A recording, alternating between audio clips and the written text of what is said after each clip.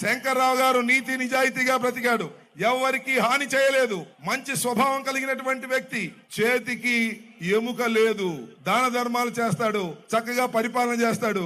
ఈయనే దాన ధర్మాలు చేస్తాడు అనుకుంటే వీరి కుటుంబ సభ్యులు కూడా అంతే, వారి భార్య కూడా అంతే, చక్కగా ప్రజలకు సేవ చేయాలనేటువంటి భావన.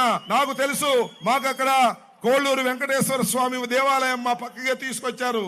దాన్ని ఎంతగా అభివృద్ధి చేయడానికి కంకణం కట్టుకొని శంకర్రావు గారి వాళ్ళ ప్రయత్నం చేస్తున్నాడు. భగవంతుడి ఆశీస్సులు కూడా శంకర్రావు గారికే ఉన్నాయి. పెదకూరుపాడు ప్రజలకు కూడా శంకర్రావు గారికి ఆశీస్సులు ఉంటాయనేటువంటి పూర్తి విశ్వాసం నాకున్నది.